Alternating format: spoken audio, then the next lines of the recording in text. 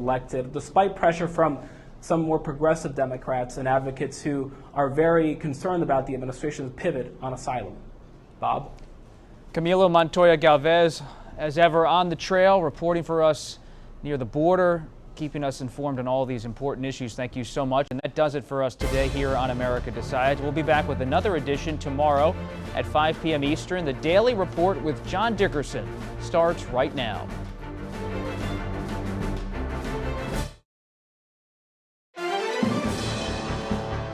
Welcome to the Daily Report for August 5th, 2024. I'm Jeff Glor, in for John Dickerson. A hurricane makes landfall in Florida, and a different kind of storm churns on Wall Street. We'll start with today's sell-off, where a dark Monday has raised fears of a recession. Debby has been downgraded, but the winds aren't the #1 issue. Catastrophic flooding threatens the Carolina lowlands. Kamala Harris's VP pick is imminent. We'll look at the latest presidential poll numbers. The Middle East remains on edge as it waits for Iran to respond to the killing of a Hamas leader in Tehran. We'll speak with the American ambassador who was on the front lines when Russia invaded Ukraine. And the Olympics Day 10. Simone Biles finishes with a silver. Noah Lyles back on the track following his gold. And how the Muffin Man became a secret breakout star in Paris. The Daily Report starts right now.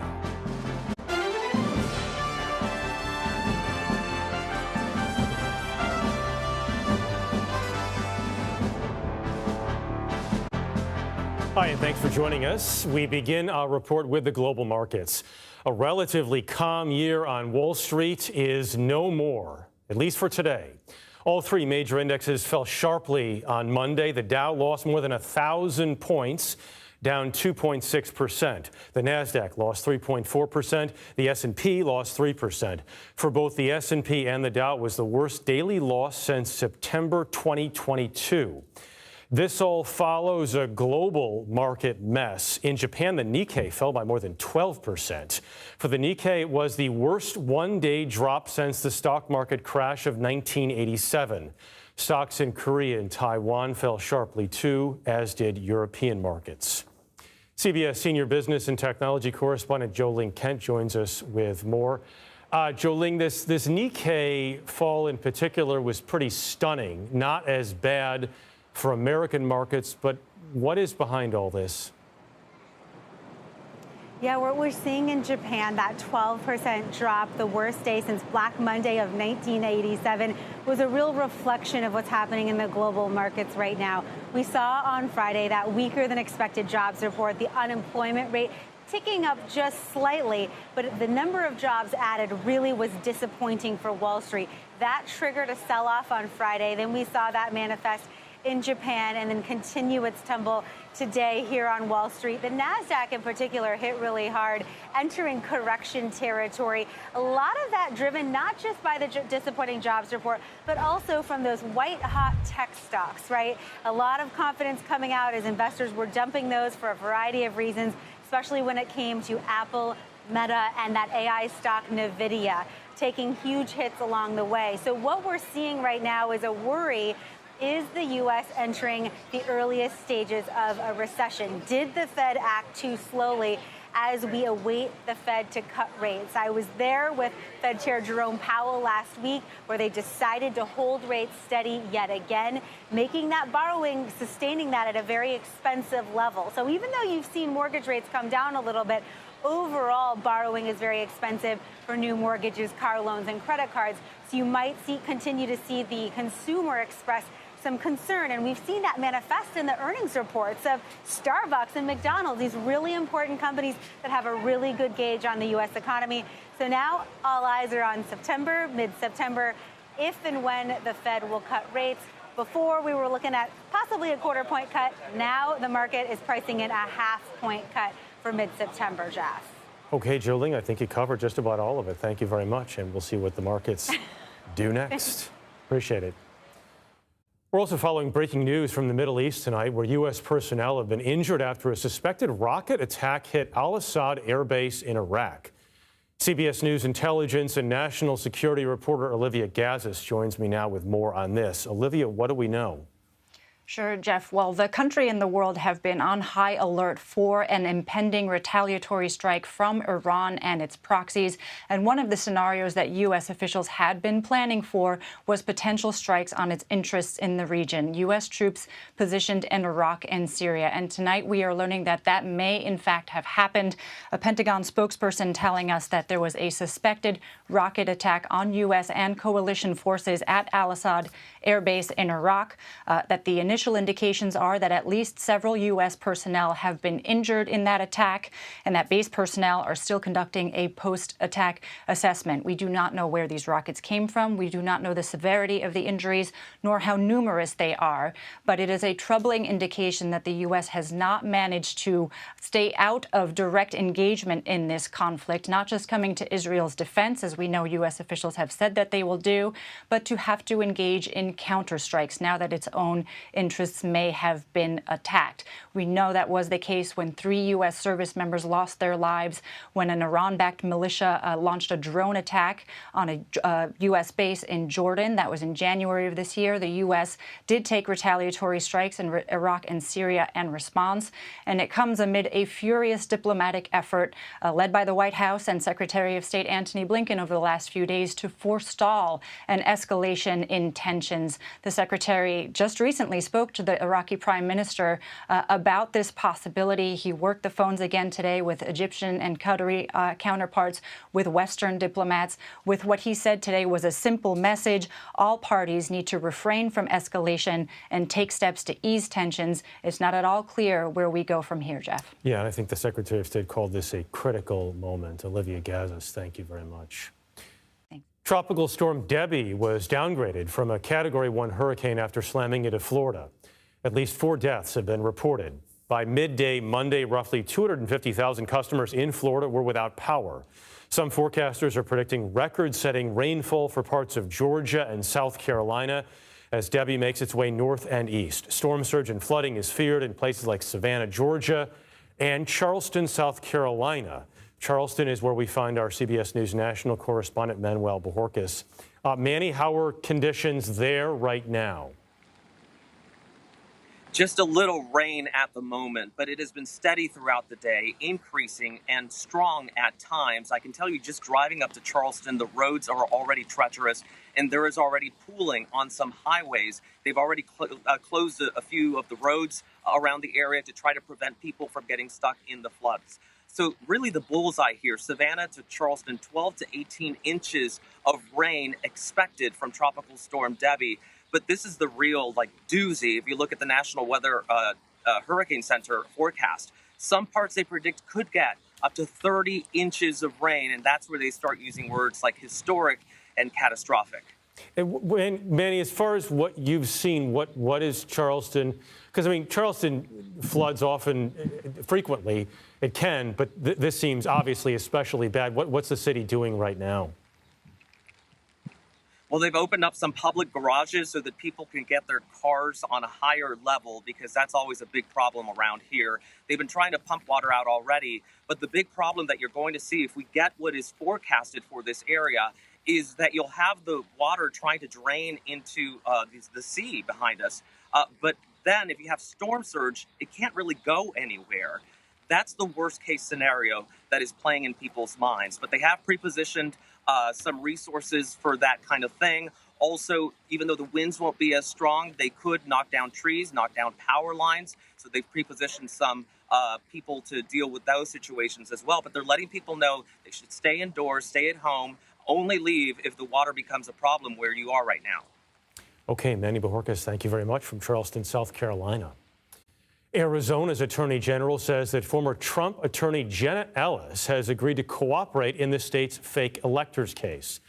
Ellis is one of 18 co-defendants charged in an alleged scheme to try and overturn the results of the 2020 election in favor of Donald Trump. As part of the deal with prosecutors, all 9 charges against Ellis will be dropped. She's expected to testify and provide evidence against other defendants at trial. Ellis pled guilty last year in Georgia's election subversion case and has been cooperating with prosecutors there as well. A top Democratic senator says Supreme Court Justice Clarence Thomas failed to disclose more private travel provided to him by prominent conservative donor Harlan Crow. Senate Finance Committee Chair Ron Wyden says in 2010, Thomas took round-trip flights between Hawaii and New Zealand on Crow's private jet. Thomas has previously said he did not believe private gifts of hospitality needed to be disclosed. This revelation is part of the Finance Committee's inquiry into the relationship between Crow and Justice Thomas following a 2023 ProPublica report detailing other luxury travel gifted to Thomas. Israel braces for an attack from Iran. Coming up, how the White House is preparing to defend its ally while simultaneously pushing for de-escalation. Plus, civil unrest swept through parts of the UK this weekend, how false information about a deadly attack led to new violence. You're streaming The Daily Report.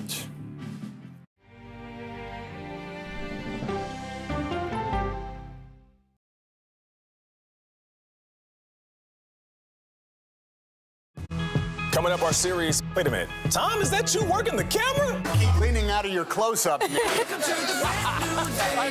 Your morning routine just got better. CBS Mornings, weekdays at 7.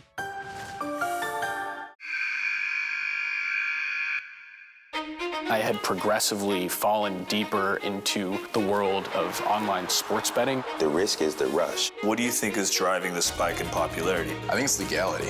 If it's legal, I'm going to use it. There are ways to bet when you are 18. We've created an epidemic of child gambling. You can't walk into a male dormitory in a college campus without sports betting happening. It's America's most neglected problem. I use sports betting as a way to escape, when in reality, I'm choosing self-destruction. Whatever I had left, it was gone. The purpose of the industry is to get you to play to extinction. And that means until all your money is gone. Go to the ends of the earth. Reach for the stars. Yeah, I just took off. That kind of thing. Oh, that's pretty good. Because there's always something new under the sun on CBS Sunday morning. An original documentary from CBS reports that Desired Farm is a wonderful place to raise children, and it still is. Promises broken. Black Americans have been the target of racism and discrimination pretty much from the time they acquired ownership in the land. Costing black farmers hundreds of billions in generational wealth. They did everything to make sure we were run off that land. But communities are uniting to continue the fight. Collective ownership is powerful. To keep their land and their dreams alive. To watch my children play on land that we own means everything. So land is power. Most definitely. 40 Acres and a Mule, now streaming on the free CBS News app. People with developmental disabilities were once sequestered by the hundreds of thousands in institutions. Many of our fellow citizens are suffering tremendously because lack of attention, lack of imagination, lack of adequate manpower. Disability activists have since torn down barriers blocking them from living at home or in the community. We conclude that Title II of the ADA requires states to provide community-based treatment for persons with mental disabilities. But of the 16,000 people who remain in state-operated institutions, half are in 5 states, and Illinois is one of them. I don't want to live in the institution. It makes me feel discriminated against. Do you think there are people living in institutions in Illinois that don't need to be living there? Yeah, because they're proving it as soon as they get out.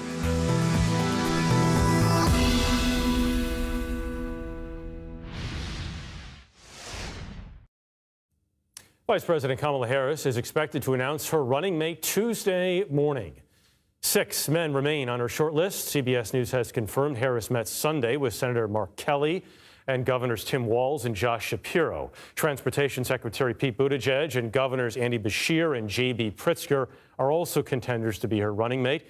Harris is expected to hold a rally in Pennsylvania Tuesday night alongside her VP pick. For more, I want to bring in CBS News chief election and campaign correspondent Robert Costa. Bob, what do we know about the search tonight? Jeff, I hear she's still vetting you. No, I'm just joking. This is right. Hey, look, Buffalo is a key part of the electoral map, isn't it? So you never could hurt going with a Buffalo guy. But for real here, you have a lot of picks here who are well known by the Democratic political establishment. And the rule here, based on my conversations with top Democrats, is they want to see the vice president do no harm, maybe add some battleground state points if they pick someone like Governor Shapiro, or maybe help with the industrial Midwest by picking Governor Walz of Minnesota, or lean into the communication side by picking Secretary Pete Buttigieg. Mark Kelly, the senator from Arizona, is seen as a real help in the Rust Belt, and especially with his sterling resume of service to the country as an astronaut and in the military. He's someone who's seen as a do not harm pick, someone who could really be helpful, at least in solidifying Harris with voters who might not know enough about her. They see a steady hand as her number 2 could be the way to go. But so far, they've kept this pretty tight, Jeff. You really threw me on that one, by the way. I mean, this is why I picked journalism. I didn't want to pick sides other than truth and fairness. Bob, Harris is kicking off this battleground state tour, as you know. And it starts in Pennsylvania, which would lead one to believe it might be Josh Shapiro, but we don't know. How is the Harris campaign changing their battleground strategy versus what Joe Biden was doing? Well, it's a lot like President Biden's strategy. If you look at that map right there, you see they're playing for the Rust Belt, playing for Nevada. In Milwaukee, Wisconsin, where the Republicans had their convention, Wisconsin, a key state. Detroit, with the labor unions there, really important. Sean Fain from the UAW has endorsed the Harris campaign. Pennsylvania, of course, is key. But I'm really paying attention to that southern part of the map. The Governor Cooper of North Carolina is not on this finalist list, but the Democrats really want to play in Georgia. They want to play in North Carolina. They see changing demographics in the South, an opportunity there. Think about this. 2 Democratic senators in Georgia now in the past few years. And so they don't want to just give away the South and say it's just only for Republicans to play in. So whoever gets this pick, yes, you're going to see them all across the industrial Midwest, as we've seen the Biden campaign for months. But look for them to be in the South as well, in the Sun Belt. Yeah, it's interesting. I think the Harris campaign does have high aspirations for Georgia, potentially. New polling shows Kamala Harris has a 1-point edge over Donald Trump nationally. They're tied in these battleground states. The number of Democrats, the number of black voters who say they'll definitely vote has gone up significantly since she became the nominee. What does that say about how the race is changing? And also, how is the Trump campaign responding? Well, you have the Trump campaign putting a real emphasis on trying to get Senator Vance as the running mate to go to Western Pennsylvania, to go to Michigan, to go to Wisconsin, and to remind voters who have biographies and roots similar to his own, and saying, we're with you, even if you're a union voter who traditionally has voted Democrat, we're the campaign for you. We're going after the border issue in a forceful way. But the Harris campaign is saying we can compete for the labor vote at the same time, but also try to run up the score in places where there's real enthusiasm for having a new person like Vice President Harris on the ticket with her biography, with her story. And so you see a push for Philadelphia. I grew up outside of Philadelphia. They're going to be there on Tuesday, the Harris campaign.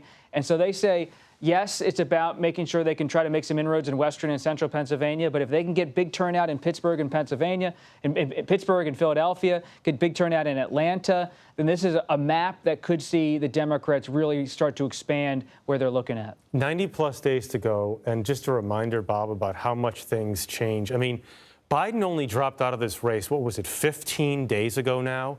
And all this has happened since? So we can expect, it's amazing. Right? I mean, you expect even more changes over the next month. My motto is always assume nothing. I mean, if you had said in late June when we were in Atlanta for that debate that all of this would have unfolded, no one would have predicted it. And so with whether it's the economy today, foreign policy tomorrow, some kind of twist in domestic policy later this week, anything can happen. It's about how candidates adjust and how they react. I think about 2008, how the economic meltdown shaped that race in President Obama's election. You could go throughout history. October, November, those early days, that's when it really matters. They're being tested in the summer, but the real test in the fall. Interesting. Bob Costa, thanks, as always. Israel and its allies are preparing for a strike by Iran after the death of a senior Hamas official last week in Tehran. We talked a little bit about this off the top. President Biden met with his national security team at the White House Situation Room on Monday. The Pentagon has also sent additional aircraft and warships to the Middle East to help defend Israel. Earlier, Secretary of State Antony Blinken called it a critical moment. We are engaged in intense diplomacy, pretty much round the clock, with a very simple message. All parties must refrain from escalation. CBS News foreign correspondent Deborah Pata is in East Jerusalem as concerns of a wider conflict in the Middle East run high. Deborah? The war drums are certainly getting louder in this region. Following Ismail Haniyeh's assassination, Tehran says Israel must be punished for what it calls its cowardly attack on Iranian soil. Both Israel and Iran say they don't want this to escalate, but nobody wants to be the first to take a step back. Former Israeli diplomat to the U.S., Alon Pincus, says the most worrying scenario is a 360-degree attack involving Hezbollah in Lebanon, Iran from the east, and the Houthis in Yemen. He's concerned that in the Israeli government, there are no cool heads prevailing at the moment, saying the last thing America wants is a scenario in which they are dragged into a conflict, particularly during an election year. But support for Israel remains ironclad. U.S. General Michael Kurilla, who helped coordinate the defense of Israel during the Iranian attack in April, when more than 300 missiles and drones were fired, was back here today meeting with Israel's defense minister. The U.S. still believes the best way to prevent this from spiraling out of control is a ceasefire in Gaza. And there are high levels of anxiety here, but for many Israelis, life simply goes on. There's still an all-out effort internationally to prevent this from escalating, but one mistake, Jeff, could be lethal. Deborah Pata, thank you. CBS News senior White House and political correspondent Ed O'Keefe joins me now. Ed, how is the White House preparing for what's next between Iran and Israel? Jeff, good to be with you. The president, the vice president, and their top national security advisors wrapped up a meeting of several hours at the White House this afternoon going over the potential threats to what's going on in the Middle East. We know, for example, that there's grave concern about the situation at the Iraqi air base that you were reporting on earlier today, and that word of that seemed to come as this meeting was breaking up. We also know the Secretary of State has been on the phone with various officials through the weekend, including the Prime Minister of Iraq. The Deputy White House National Security Advisor told us yesterday on Face the Nation, for example, that they've been in touch with leaders of Jordan, reaching out through intermediaries to folks in Iran as well to try to stave off some kind of an escalation in Lebanon or along the northern front of Israel, which of course would be probably the biggest concern at this point, because that would essentially open up this war to even more players and to Iranian proxies. I'm going to give Ed here a second to put his IFB back in because he was having some audio issues, but hopefully he can hear us now for a second question. As far as the ceasefire deal, I mean, this sort of gets lost in all this as tensions escalate, but I know the White House is still hoping for a ceasefire. Where does that stand, Ed? Yeah, I mean, we know, for example, that the president had a pretty spirited conversation with President Biden, or with the Israeli Prime Minister last week, to go over the particulars, and was reportedly pushing him to try to get a deal in the next week to 2 weeks in order to, turn down the temperature and get those people freed and hopefully avoid a wider conflict. But then that conversation came just days after the leaders of Hezbollah and Hamas, those senior leaders, were killed in Beirut and Tehran, and that's what's causing now the concern about the potential escalation of this. We have U.S. naval vessels being moved into the region with more air power on the potential threat of Iranian attacks or attacks from their proxies.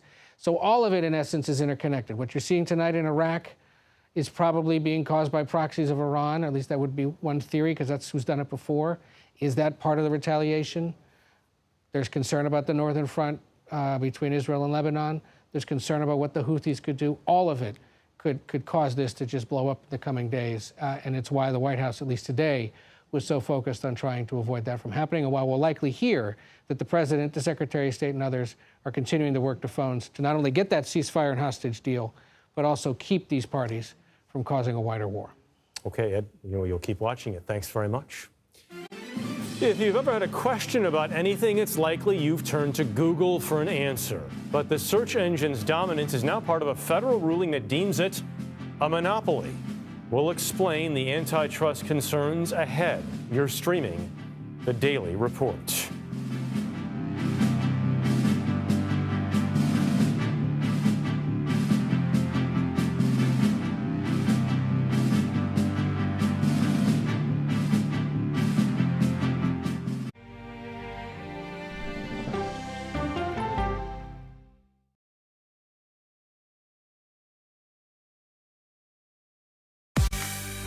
On our places, bright, shiny faces. When you wake up in the morning, we want to be your go-to team. Nate has one of the quickest minds I've ever seen. Tony has a way of making people feel comfortable. Gail has this unbelievable knack to ask the question that you're asking at home. I've been told I could talk to a tree, and that's pretty much true.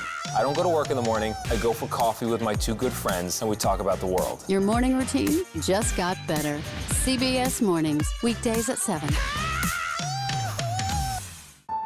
It didn't seem like anything could happen, because nothing ever happens in East Palestine, but it did. Authorities released toxic fumes from 5 derailed train cars. Resident, please evacuate. Acute bronchitis due to chemical fumes. Did you ever have these problems before the derailment? No, ma'am. This neighborhood's not safe no more. We can assure the community that there's not vinyl chloride entering their communities. Then why are there so many people feeling these various symptoms of bloody noses or difficulty breathing and bronchitis? That's a hard question to answer. We're talking about one of the most blatant releases of a mixture of some of the most toxic chemicals that we've seen in America. I feel like now I have a duty to warn other communities. If my daughter has to watch me die of cancer, at least it saves someone else.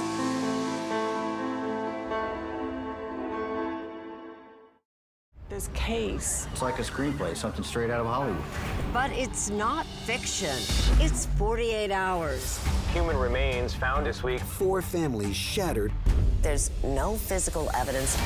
The mystery would haunt investigators for years. There's some questions that have to be asked and need to be answered. Like a John Grisham novel. A gripping true crime original. 48 hours. Now streaming on the free CBS News app.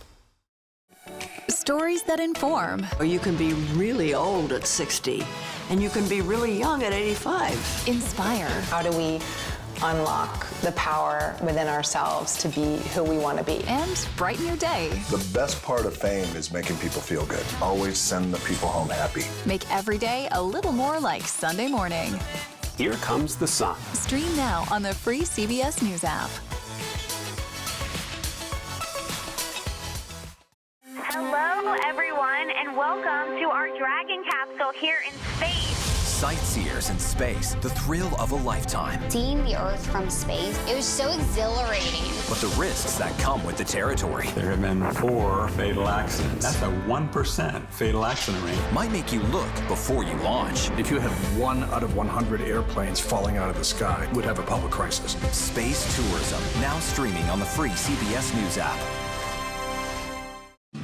Welcome to the Daily Report. I'm Jeff Glor. Here are some additions to our top stories. Vice President Kamala Harris is expected to announce her running mate sometime Tuesday morning, according to multiple sources. On Sunday, Harris interviewed top contenders. After the VP announcement, her campaign will kick off a tour of 7 swing states.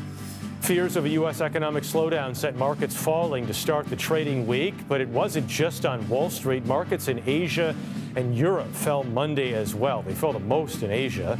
The Dow closed out the day down more than 1,000 points, or 2.6%. TikTok is permanently pulling its TikTok Lite rewards program from the European Union amid the bloc's concerns about its potential to become addictive. The program allowed users to earn points for things like liking content and watching videos. The EU demanded a risk assessment soon after its launch in Spain and France in April. A federal judge has ruled against Google in a major antitrust case. It says the company acted illegally to maintain a monopoly of its search engine. For more, CBS News legal contributor and Loyola Law School professor Jessica Levinson joins us now. Jessica, good to see you. I think the numbers I saw were that Google has, what, 90% of the online searches overall and 95% if you're talking mobile. And the Justice Department is basically saying that they're charging these artificially high prices and getting lazy about searches and not really investing because everybody uses them anyway. Is that right? That's exactly right. That they are engaging in a monopoly here, that they're violating antitrust laws because they're boxing out competitors when it comes to their search engines, that they are paying billions of dollars to Apple, to Samsung to say, make us the automatic, the default search engine on your browser, on your smartphone. And that by doing that, they're boxing out the competition, that nobody else can basically scale up and compete with Google when it comes to that search engine capacity. And so this is a case that deeply affects our ability to get information and how we get information. This is separate from, although, as you said, somewhat related to, it's separate from a different action dealing with Google and how it shows ads. And it, again, trying to box out competitors with respect to advertising. I'm going to make myself feel old here, but I feel like it's not the first monopoly case over browsers. There was Netscape, there was Internet Explorer. So we've dealt with, I know they're different, but we've dealt with this a little bit before. How does this affect, how will it potentially affect other tech companies? I think we're the same. That question indicates to me that we're of the same vintage when it comes to using these search options. So how will it affect other cases? What I will say is that this is big legally, and it also has a big psychological impact in the sense that it is in my mind, the first really big case under Section 2 of the Sherman Act. This is that antitrust act that we've been using for decades and decades now, initially meant to break up big oil, that it's really the first big case in a quarter century. And it's the first big case where the Department of Justice won against a big tech giant in the internet age. So when it comes to other FTC actions, other Department of Justice actions, another one we talked about against Google, others against Apple, I think that it will make a difference for those cases. Vintage is a much better word than old. I do like that. So I'm gonna steal it, I think. Does this mean anything for Google? I mean, everybody's trying to dominate AI right now. Does this mean anything for Google's quest to beat everybody else in AI? It's a great question. I think what it is saying basically is be careful about getting too big, be careful about trying to box out competitors. Everybody is trying to, as you said, be the dominant force when it comes to AI. And this decision by Judge Maida is saying, be careful about how you try and gobble up the market share. And so AI actually could be a way of reducing Google's market share if other competitors are able to flourish in this area. But absolutely great question. And this is where we're all going next, right? Which is, it was search engines today, it'll be advertising tomorrow, and then it'll be AI. And then, so where does this case head next? Does this eventually end up in the Supreme Court? I think it absolutely could. I mean, in the short term, with respect to this case, Judge Maida has to decide what the remedy is. There will be a separate remedy phase, and then it will be appealed. And this is the type of case, frankly, where I think you could see the Supreme Court step in for this reason. We're talking about a very old federal law, and we're talking about relatively, again, given our vintage, relatively new technology. This is the type of case where the Supreme Court will say to a judge and or circuit courts, you're right, you're on the right track. This new technology can apply to this old law, or no, that's not what we meant. Congress, if you want to tackle this, go ahead and go back and write new legislation for a new age. Fascinating to talk about, and thanks for joining us on short notice to give us such an interesting breakdown of everything. Jessica, appreciate it. CrowdStrike is defending itself against Delta Airlines, saying the carrier is trying to blame the cybersecurity company for its response to last month's travel meltdown. In a letter, lawyers for CrowdStrike claim Delta refused repeated offers for help, including from the CEO himself. The letter also says Delta's threat to sue CrowdStrike added to a misleading narrative, quote unquote. After the global IT outage caused by CrowdStrike's botched update, Delta was slower to recover than other airlines, ultimately canceling thousands of flights and prompting a federal investigation. Tropical Storm Debby is making its way north to the Georgia and South Carolina coasts.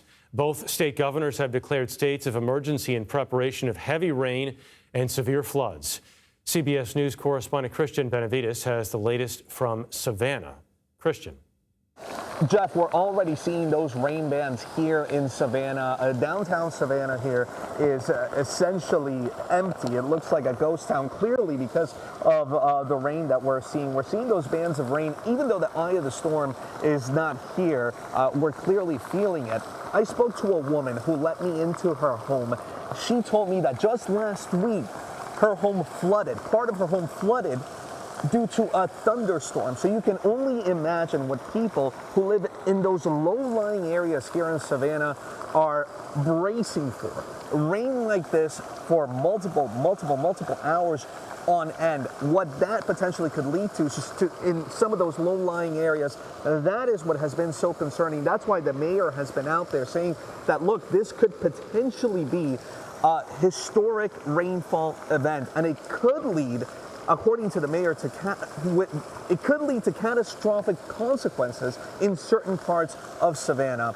We were at a sandbagging station. That woman that I told you led us into her home told me there that she's lived here her entire life. She's 55 years old, and she said this is the first time she has ever put sandbags up. That is how seriously people are taking this storm, this rain event here in Savannah. Jeff? Christian Benavides, thank you. A break in the heat has helped crews make progress on the park fire in California. It is about a third contained now, but officials warn a return to triple-digit temperatures could worsen conditions again. Since July 24th, the park fire has burned more than 400,000 acres. That is bigger than the size of Los Angeles. One man has been arrested on arson charges. The park fire is one of 85 burning on the West Coast. Crews are dealing with 3 major ones in Colorado right now, including one being investigated as arson. One of the Pope's top allies is retiring. Cardinal Sean O'Malley is the Archbishop of Boston. The 80-year-old has been in that role since 2003, during the height of the clergy sex abuse scandal. He's been a key advisor in the Vatican's effort in addressing the issue. Pope Francis says O'Malley will be succeeded by Bishop Richard Henning, who heads the Diocese of Providence in Rhode Island. He was in Moscow the night Putin invaded Ukraine. Coming up, I'll speak with the former U.S. ambassador to Russia about his new memoir and the future of U.S. and Russian diplomacy. You're streaming The Daily Report.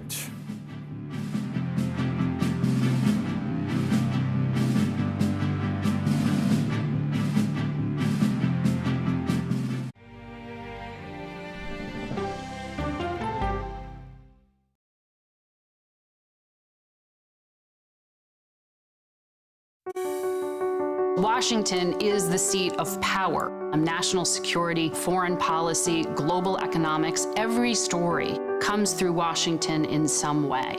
We bring some of the most powerful voices in America to the table. We don't just ask the questions, you have to go deeper. We try to understand what's at the heart of the issue we're talking about, to then come forward with solutions. Face the Nation on CBS. The justices ruled that Harvard and the University of North Carolina violated the Constitution. In the aftermath of the Supreme Court decision to end affirmative action in college admissions, uncertainty sets in for some students of color. Affirmative action really gave us an equal opportunity. CBS Reports explores the historic decision and what it means for those chasing an opportunity to change their lives. I knew that college was the ticket to break this cycle. The end of affirmative action, now streaming on the free CBS News app. America Decides is your place for fact-based, unbiased reporting. At the White House, at the Capitol, on the campaign trail. What do you say to those in your party? Any cracks in the Republican Party? Our reporters and our anchors travel the country talking to voters like you about the issues that matter most. Immigration is really a factor right now that are going to be driving your decisions. What would you say to those who say, look, that's just democracy at work? Listening to you and bringing your voice into our coverage. I want a strong, proud America. Is democracy on the ballot in 2024? Let us help you decide. America Decides on CBS News 24/7. Stream our expanded one-hour program Monday through Thursday at 5 p.m. Eastern.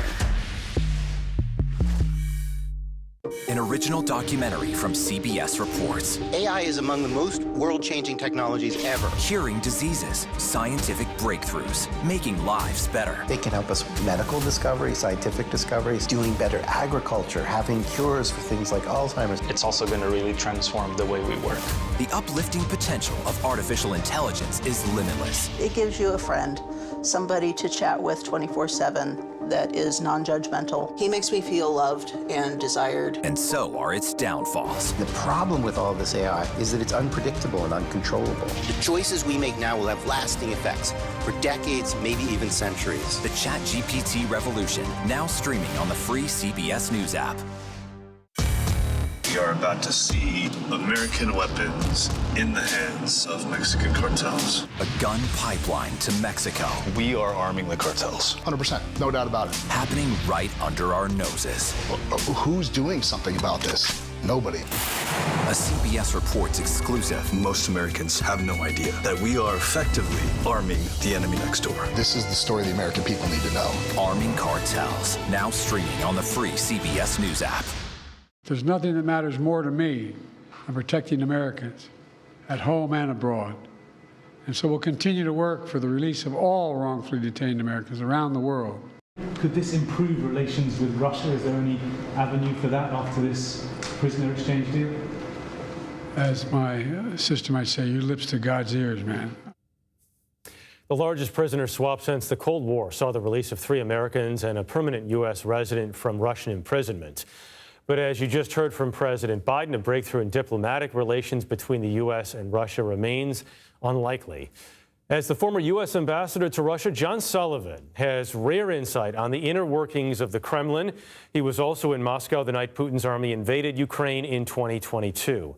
I am joined by John here in studio. In addition to being a former ambassador, he's also a CBS News contributor and the author of the new book, Midnight in Moscow, a memoir from the front lines of Russia's war against the West. He's also a huge hockey fan, so we enjoy discussing Bruins Sabres, but we'll wait for that for another day. More importantly here, John, I think most people thought that a prisoner swap of some kind was inevitable at some point. Are you surprised that it happened now? I'm not surprised that there was a prisoner swap. I'm not surprised that it happened now. What surprised me was the scale. The number of detainees transferred both ways from the West to Russia, from Russia to the West, and the number of countries involved. Extremely complex, very large. That surprised me. But as big as that swap was, the Wall Street Journal then had a very interesting article pointing out that there are still up to 20 Russian or dual U.S.-Russian citizens imprisoned in Russia. It didn't include all of them. No. In fact, one who's very close to me at the U.S. Embassy, a teacher at the Anglo-American school where embassy kids went to school, and he taught many of the kids who were living at the embassy when I was ambassador, Mark Vogel. He was arrested before Brittany Griner, charged with the same crime. Brittany got a 9-year sentence. He got a 14-year sentence for an alleged crime that, even if he were guilty of what they said he did, wouldn't be criminal in the United States, and he's been going to spend 14 years in a labor camp just because he's an American. Is there an end to this cycle with Putin picking people up or other countries picking people up, which then leads to them being falsely imprisoned for whatever period of time, and then they're not released until we released some folks? So certainly not in the case of Putin and Russia. It's just too valuable, too easy for him. And the more prominent the American, or the more unrest or concern it will raise in the United States, if it's an Olympic gold medalist or a Wall Street Journal correspondent, all the better. Anybody who travels in Russia, any American, is subject to detention and use as a pawn in a trade by the Russian government. When you hear just other events going on here right now, when you hear President Trump talk on the campaign trail and say that Russia never would have invaded if he had been president, what do you make of that? Well, Putin was going to accomplish what he wants to do in Ukraine, which is to denazify and demilitarize Ukraine, basically take it over. He was going to accomplish it either through capitulation by the Ukrainians, through negotiation, or what the Russians call military technical means, which is war. Now, he doesn't care who the U.S. president is. This is a goal for him as a Russian nationalist, as a Russian imperialist. This goes to his core. He was going to accomplish that. He would be fine doing it without resorting to war, but if he had to resort to war, that's what he was going to do. And so I think the former president is wrong if he suggests that Putin would have surrendered his goal of what he wanted to do with Ukraine. He was going to accomplish that by hook or crook, and it was by war that he had to do it. How do you think Putin's calculus changes depending on who's elected in November here in the U.S., or does it not change at all? I don't think it changes Putin's calculus at all. He's got the same goals: denazify and demilitarize Ukraine, and he had those before the war started, throughout the whole course of the war, and those are going to continue no matter who the U.S. president is. He considers Russia to be at war with the United States. He calls us an enemy of Russia, and it doesn't matter who the U.S. president is. Tell me a little bit about the book. Why did you want to put this down on paper? I wanted to provide my perspective as ambassador about the threat that Russia poses to the West, hence the title, a memoir from the front lines of Russia's war against the West. Americans, I think, underestimate the hostility of Russians like Putin against the West, against the United States, and the fact that Putin believes he's in a war with us, a hybrid war to be sure, but a war with us. And so when I think of the detainees, we were talking about the big trade, from Putin's perspective, this is like trading enemy prisoners of war during a war from his perspective. Real quickly, is there an end game that you see in Ukraine for Russia? Not if one wants. Oh, for Russia, Russia's playing a waiting game that the West is going to get too tired, stop sending money, stop sending weapons. Exactly, and just crush the Ukrainians over time. Okay, Ambassador John Sullivan, author of Midnight in Moscow. Really appreciate your time. My pleasure. Thanks. Now looking for some other foreign stories here tonight. The U.S. military handed over its last base to local forces in Niger Monday. That withdrawal will end the Pentagon's counterterrorism mission there. The relationship between the two countries has worsened following a military coup in Niger last year, which resulted in American troops being ordered to leave. Niger's leaders have turned to Russia for security services. It's believed the U.S. has spent more than $1 billion building 2 drone bases and a new embassy in Niger over about a decade. Bangladesh's prime minister resigned and fled the country Monday after weeks of violence between security forces and anti-government protesters. Nearly 100 people were killed and hundreds more injured across the country on Sunday. At least 11,000 people have been arrested in recent weeks. These once peaceful demonstrations began last month when frustrated students called for an end of the country's quota system for government jobs. The country's army will oversee the formation of an interim government. Far-right riots swept the UK over the weekend. The anti-immigrant violence has erupted across Britain after a stabbing attack that left 3 children dead in northern England. False rumors spread online that the suspect was a Muslim immigrant. British police say the suspect is a 17-year-old who was born in the UK. His parents are from Rwanda. Activists have been attacking hotels housing asylum seekers. Nearly 150 people were arrested over the weekend. Still to come here, it's a wrap on women's gymnastics in Paris. The stunning finale of the competition and the other big Monday takeaways from the Olympics is up next. You're streaming The Daily Report.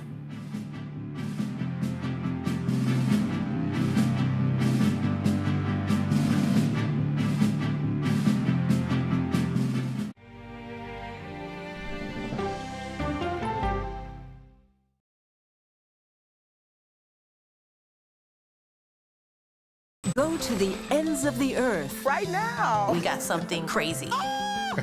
And reach for the stars. Here we are. Time. Yes, it's my comeback. Hey, this is pretty fun. But wait, there's more. Experience thought-provoking. Welcome to the idea of being a human being. Innovative. And truly original reporting. Look through a telescope and go, wow. Because there's always something new under the sun on CBS Sunday morning.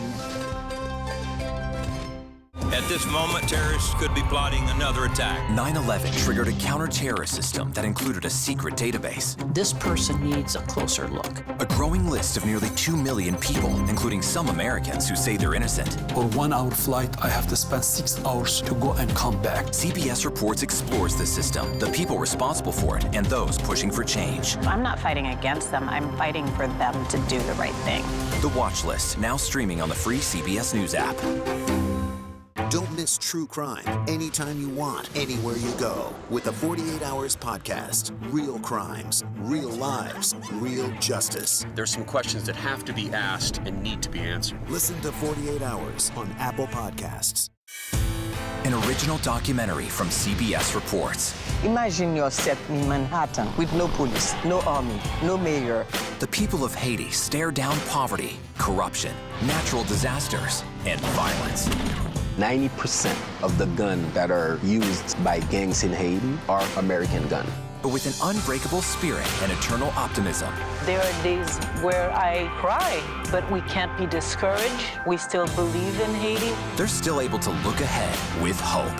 Haiti is on the brink of transformation, a radical shift. Haitians are coming together and saying things must change.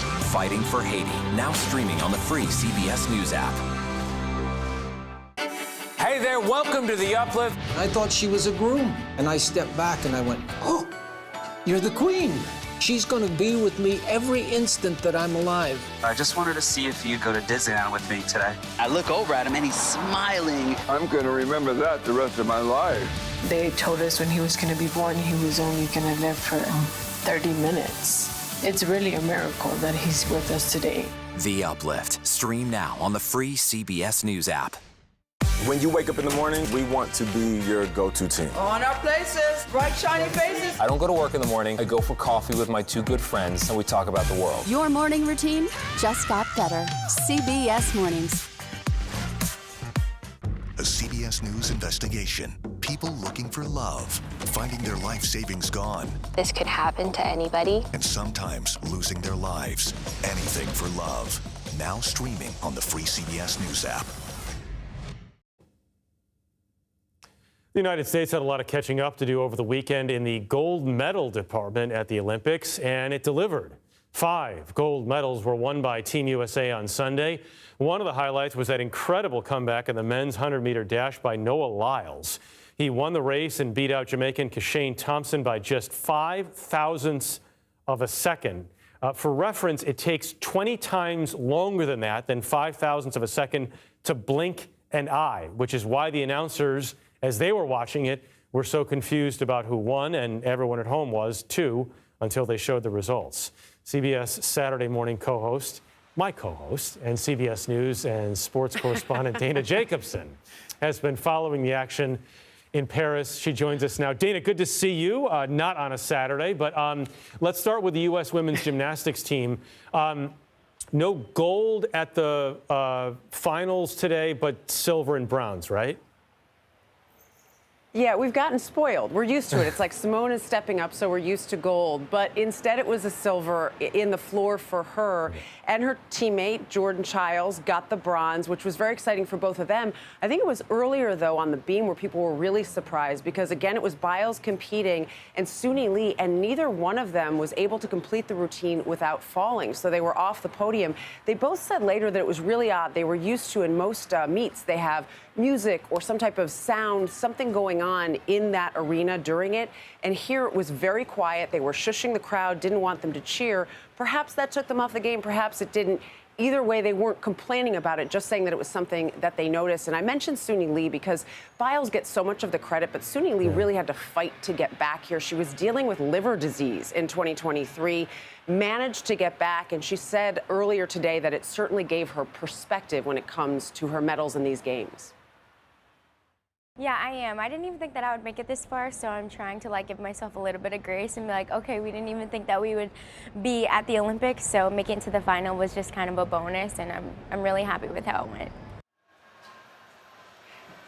Jeff, the one thing I thought was so interesting, both she and Biles said this after, that they were so proud of what they had accomplished, but they were relieved that it was over. And that made me a little sad, thinking that this moment for them, this moment in the spotlight, has so much pressure with it that it's not just about embracing it, that they were glad that it was done as well. Well, I'm glad Suni is getting some attention, though, and I love when she says, I'm giving myself some grace. As that moment passes, though, now, Dana, we go into, it was day 10, but the heavy part of week 2 of the Olympics. What can we expect? Yeah, there's a lot coming up, and I think when you think about it this way, swimming and gymnastics move aside, and now we've got a lot more track and field coming up, so that means a lot more Noah Lyles. I don't know if we'll get the blinking kind of finish again, but we'll find out. The 200-meter is his better event compared to the 100 meters, so that's still ahead. And then basketball, lots of it, men's and women's. And tomorrow the men will be in action in their quarterfinal game. I want to remind you of something about the women, though. They haven't lost since Barcelona in 1992, and I'm not going to ask you where you were in 1992 because you put me to shame sometimes with the age thing, but it's a long time when you think about it. They're going for their 8th straight gold medal in the Olympic Games, and it will be something to watch to see if both the men and women can get there. I believe it for both of them, they have to win 3 times in the next 5 days. So for a lot of these players, it's just like being back in the NBA or WNBA and being in one of those final series. I can't tell you where I was in 1992 for the Olympics, but I can tell you where I was in 96. I was interning at CNN, sorry to mention a different competitor, and waiting tables at Mozzarella's, and I watched Michael Johnson win the 200 and 400 in Atlanta, which was... I loved watching him. It was he was so amazing. We have to be quick here, I'm told, Dana, but there is one last thing I think we have time to talk about. Is these? So we had baguettes on Saturday. There it is, the chocolate. Why is this chocolate muffin? Jeff, there it is. So famous? Okay. So this is the whole thing. Yeah, this is not this chocolate muffin. This is an imposter. I apologize for that. I couldn't get the real one. In the Olympic Village, a Norwegian swimmer has made the chocolate muffin. They're so popular. He has TikTok videos all over the place. They serve about 20,000 of these a day. They're going to serve about 100,000 by the time this is all over, they believe. It's delicious. It's moist. He loves it. This one, I took a little bite, not as good, but Jeff, it's chocolate. I know you like food, so this was sort of to make you a little jealous. Oh, great. Thanks. I got chocolate, and I didn't send any to you. It's not the Saturday show. I didn't send any to you. Dana never brings me food. Another constant that producers are telling us. I did! The producers are telling us to wrap. So, Dana, I'll hopefully see you again tomorrow. Thanks. You'll blow right through it. Yes, that's see you, Jeff. true. It's true. We're going to take a quick break. More news ahead. You're streaming CBS News 24/7.